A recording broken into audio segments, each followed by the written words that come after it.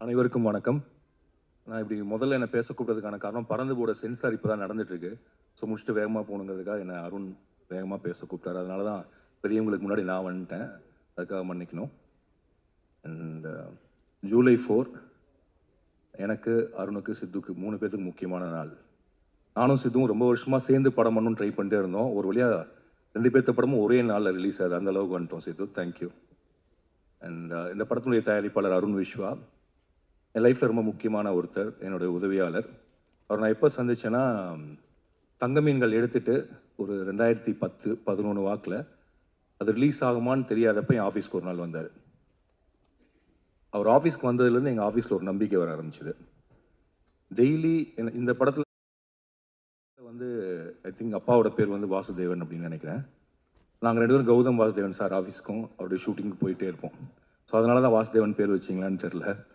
And கிட்டத்தட்ட ஒரு 2.5 வருடங்கள் தங்க மீன்கள் ரிலீஸ் ஆகுமா ரிலீஸ் ஆகாதா அப்படின்னு தெரியாமல் இருந்தப்போ, கூட பணிபுரிந்தவங்களாம் அந்த படம் ரிலீஸ் ஆகாதுன்னு நினச்சி போனதுக்கு அப்புறமும் அருண் விஸ்வா என் கூட தொடர்ந்து வந்துகிட்டே இருந்தார். அவரோட வேலை என்னென்னா, காலையில் என்ன வருவார், நாங்கள் ஒரு பைக்கில் கிளம்புவோம், நேராக ஃபோட்டான் கதாஸ் ஆஃபீஸ்க்கு போவோம். இப்போ நீதானே என் பொண்ணு சொந்த ஷூட்டிங் போவோம், கௌதம் சாரை பார்ப்போம். அவரை பார்த்து ஒரு சந்தோஷம் வரும், ஏதாவது ஒரு நம்பிக்கையான வார்த்தை சொல்லுவார். அப்படியே போயிட்டே இருந்துச்சு. அதுக்கப்புறம் அவர் தான் வசந்த் ரவியை கூப்பிட்டு வராரு, அவங்க அப்பாவை கூப்பிட்டு வராரு.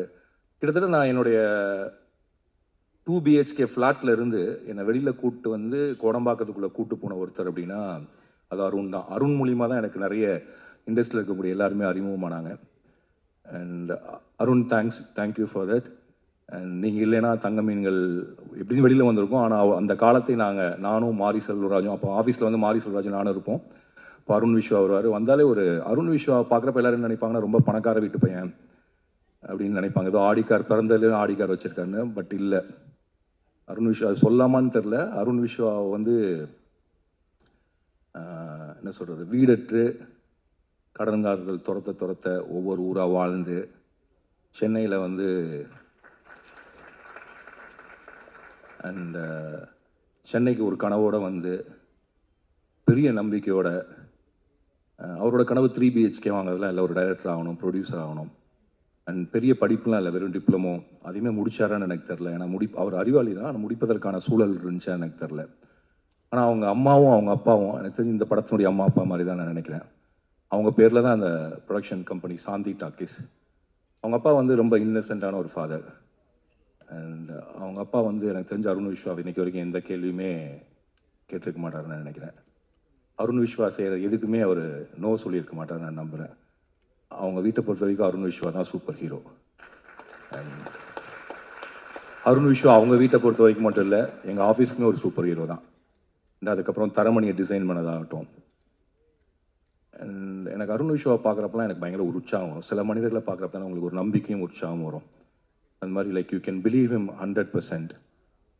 அப்போது நம்ம இந்த தோற்றத்தை வைத்து சில பேர்த்த முடிவு பண்ணுவோம், இவங்க இப்படி தானே. அதுக்கு நேர் எதிரான ஒருத்தர் தான் அருண் விஸ்வா. ரொம்ப பணிவான, ரொம்ப அடக்கமான, ரொம்ப கடினமாக போராடி இந்த படத்தில் எப்படி ரொம்ப நாளாக கனவு கண்டு ஒரு குடும்பம் முன்னேறுவதற்கு பாடுபடுதோ, அப்படி அவங்க வீட்டிலேருந்து வந்து முன்னேறி இன்றைக்கி சத்தியம் தியேட்டரில் எனக்கு நல்லா ஞாபகம் இருக்குது. நானும் அருண் விஸ்வா, அமுதவன், மாரி செல்வராஜ் நாங்கள் 4 பேர் அங்கே நின்றுருந்தோம். தங்கமீன்களுடைய ஆடியோ லான்ச் ஒரு வழியாக நடந்துச்சு.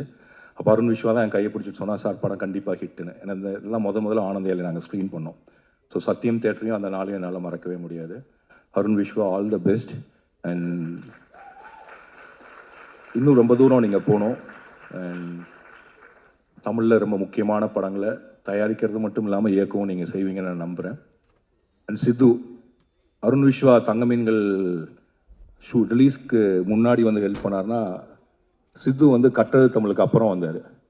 ஆனால் கட்டது தமிழ் ரிலீஸ் ஆனதுக்கப்புறம் என்கிட்ட பேசலான்னு நினச்ச ஒரு ஹீரோக்குள்ளே இல்லாட்டி ஒரே ஒரு ஹீரோ அவர் தான்.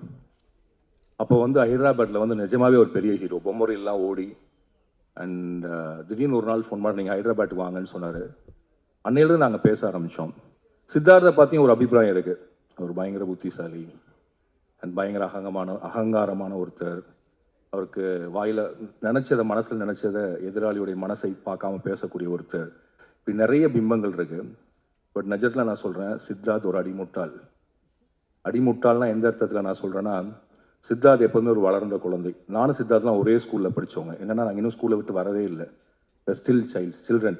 எப்போ எதை செய்யணும்னு தெரியாது, பக்க விளைவுகள் பின் விளைவுகளை பற்றி யோசிக்கிறது இல்லை. அந்த ஃப்ளோவில் மனசுக்கு என்ன தோணுதோ அதை செஞ்சுட்டு போகக்கூடிய ஒரு இயல்பான காற்றுல பறக்கக்கூடிய ஒரு பஞ்சு மாதிரி தான் சித்து. சித்து ஏன் இவ்வளோ இளமையாக இருக்காருன்னா, அந்த மனசு அவ்வளவு பஞ்சு மாதிரி மிதந்துட்டே இருந்தால் மட்டும்தான் இளமையாக இருக்க முடியும்னு நினைக்கிறேன். Sidhu, be a child always, don't worry what others says, and you're a great inspiration to me, you're a great friend to me. And எப்படி அருண் விஷ் ஒரு நம்பிக்கையோ அதே மாதிரி தான் சித்து எனக்கு நம்பிக்கை. அண்ட் சித்து வந்து நடிக்கிறாரோ இல்லையோ, நான் எப்போ பாட கூப்பிட்டாலும் வந்து படத்தில் பாடுவார். அதுக்கு காரணம் என்னென்னா, சித்துவோட பாட்டெலாம் நான் கேட்டிருக்கேன். ஆக்சுவலாக ஒரு ஸ்கிரிப்டே சித்து ஒரு 10 பாட்டு பண்ணி வச்சுருந்தார். அந்த 10 பாட்டை வச்சு நான் ஒரு திரைக்கதை பண்ணேன். அண்ட் சித்து ஒரு நாளைக்கு அந்த படத்தை பண்ணணும், அந்த பாட்டை வெளியில் கொண்டு வரணும்னு என்னோட ரொம்ப நாள் ஆசை. And all the best for 3 BHK and all the best for everything whatever you do in your life. And 8 Thottakkal என்னுடைய ஃபேவரேட் ஃபிலிம், தமிழ் சினிமாவுடைய முக்கியமான படம். Sri Ganesh, I love you for that movie always. And நீங்கள் இன்னும் என்ன மாதிரியே ரொம்ப ஸ்லோவாக படம் எடுக்கிறீங்க, அப்படி இல்லாமல் நிறைய படம் எடுங்க. அண்ட் நீங்கள் என்ன பண்ணாலும் நல்லா இருக்கும்னு நம்புற ஒரு ஆள்னா. All the best. Devayani ma'am, பஞ்சதந்திரத்தை எத்தனை தடவை பார்த்துருப்பேன் ஞாபகமே இல்லை. நீங்கள் ராமண்ணான்னு என்னை நிறைய பேர் எனக்கு இன்னில் அடிச்சிருக்காங்க உங்களோட ராமண்ணா அவசரத்தை வச்சு. அந்த எவ்வளோ பெரிய மாத்திரை அப்படிங்கிறது எனக்கு தெரிஞ்சு ஒவ்வொரு மாதத்துலையும் அட்லீஸ்ட் ஒரு தடவையாவது நாங்கள் கேட்டுறோம். Thanks for that. And Kadhal Kottai, நான்லாம் ஸ்கூல் படிச்சுட்டு வந்த படம்.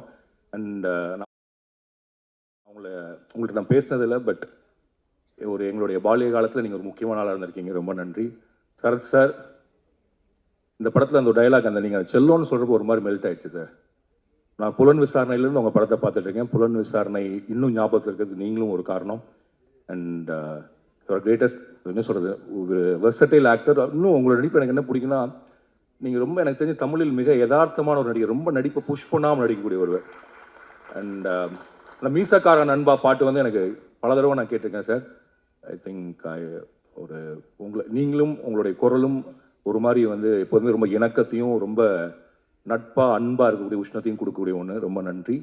And for the music director, for the every one, என்னுடைய வாழ்த்துக்கள். அப்புறம் இந்த படத்தில் ஒரு வசனம் வரும், வீடுங்கிறதுனா அது மரியாதைன்னு சொல்லி. கண்டிப்பாக அது ஒரு ஸ்டேட்டஸ். பட் அதை தாண்டி எனக்கு என்ன தோணுன்னா, எல்லோரும் வீடு வாங்கணும்னு நினைக்கிறது வந்து வெறுமன கௌரவத்துக்காகவோ இதுக்காக மட்டும் இல்லை. இல்லாட்டின்னு எனக்கு வாடகை வீட்டில் இருந்தாலும் வீடு தானே, மேலே கூரை இருக்குது. பட் அப்படி இல்லை, எனக்கு பின்னாடி என் பையனோ அவங்களோட குழந்தைங்களோ எந்த மாதிரி விஷுவலில் வாழ்வாங்கன்னு நான் செட் பண்ணி வைக்கிற ஒன்று தான் வீடு. ஸோ நான் போனதுக்கப்புறமும் இந்த வீட்டில் தான் அவங்க இருப்பாங்க, இந்த அறையில் தான் அவங்க தூங்குவான்னு எனக்கு தெரியறப்ப எனக்கு ஒரு மாதிரி நான் பார்க்க முடியாத ஃப்யூச்சரை, என்னுடைய சந்ததிகளினுடைய வருங்காலத்தை, அவங்க எங்கே தூங்குவாங்க, அவங்க எங்கே சண்டை போடுவாங்க, அவங்க எங்கே உடலுறவு கொள்வாங்க, எங்கே குழந்தைகள் பிறக்கும், எந்தையும் தாயும் மகிழ்ந்து குழாவி அந்த இடத்தில் என்னுடைய மகனும் அவனுடைய மனைவியும் எங்கே மகிழ்ந்து குழாவுவாங்க, இப்படிங்கிற பல விஷயங்கள் சேர்ந்த ஒன்று தான் வீடு. கண்டிப்பாக அஃப்கோர்ஸ் அது மரியாதைக்குரிய ஒன்றா இருந்தாலும் கூட ரொம்ப உணர்ச்சி பூர்வமான ஒன்று. அண்ட் இந்த 3 BHK படம் அப்படிப்பட்ட உணர்ச்சி பூர்வமான படமாக இருக்குன்னு எல்லோரும் என்கிட்ட சொன்னாங்க. அண்ட் எனக்கு தெரிஞ்சு தமிழகத்தில் இருக்கக்கூடிய அனைத்து மக்களும் தங்களுடைய வாழ்க்கையோடும் தங்களுடைய கனவுகளோடும் தொடர்புபடுத்தி கொள்ளக்கூடிய ஒரு படமாக 3 BHK இருக்கும். அதை உருவாக்கிய என்னுடைய அருணுக்கும் அதில் நடித்த என்னுடைய சித்துக்கும் எனக்கு பிடித்த ஸ்ரீக்கும் வாழ்த்துக்கள். நன்றி.